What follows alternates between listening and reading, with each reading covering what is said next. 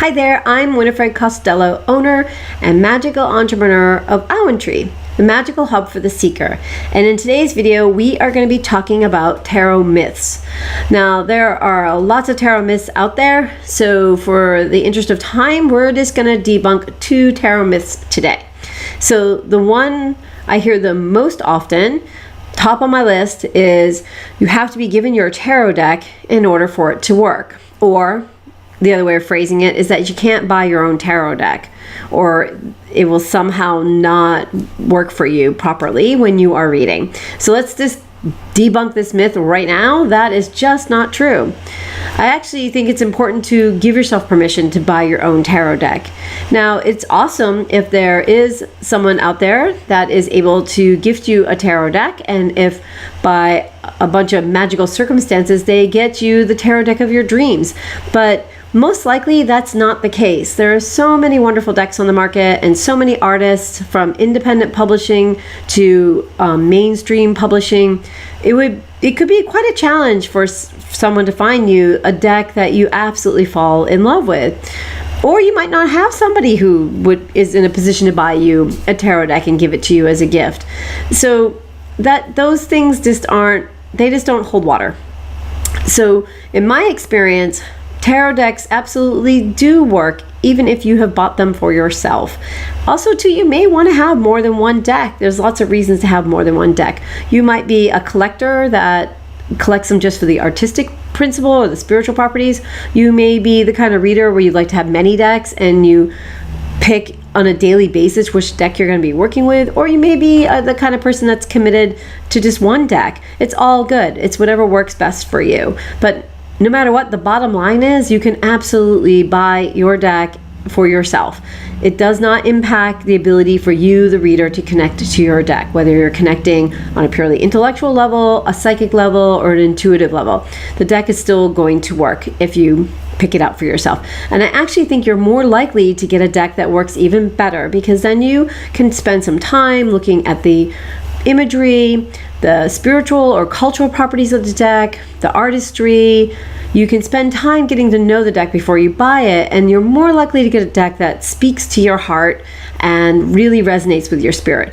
And that's the most important thing. So debunking tarot myth number 1 is that we're throwing out that you can't buy your own deck. You absolutely can buy your own tarot deck.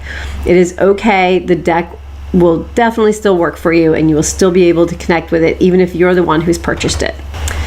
Tarot myth number 2, don't let anyone else touch your cards. Okay, I hear this myth all the time, so let's debunk this one straight away. I actually think it's good to have other people handle and shuffle and touch your tarot cards, especially during readings. So let's break this down a little further. You could kind of think of it as 2 categories.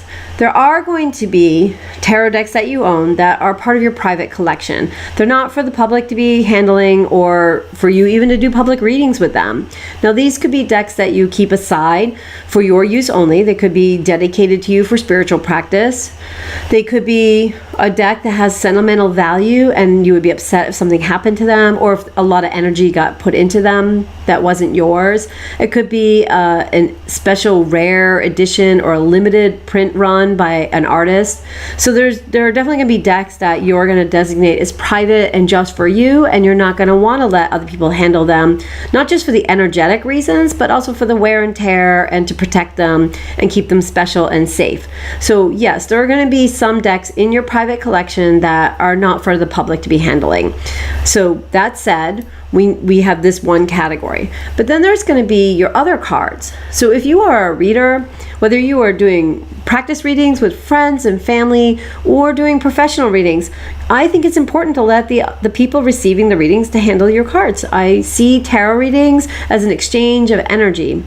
It's an interactive, spiritual conversation where we're getting guidance and insight, and both parties are coming together and making a connection.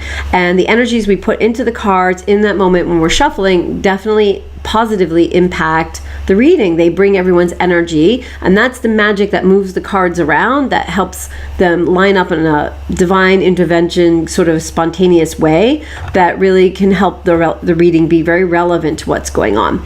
So I think it's vital and important that both parties touch the cards when we're either practicing readings or reading in a professional setting. That's how I work with the cards, and you have to get to know what's best and most comfortable for you. So now, all that said, one of the things we want to be thoughtful about is the energy going into our cards. So if we have decks that are being handled by the public or even just friends and family like other folks, we do want to be aware of the energy. And you're going to want to have good cleansing and clearing practices to get those residual energies out of your deck after you're done reading. You want to make sure you clear any negative energies or just any energies that are not yours. You're going to want to have a method, a way to do that. You can keep an eye out for one of my upcoming videos where we'll be talking about cleansing and clearing cards.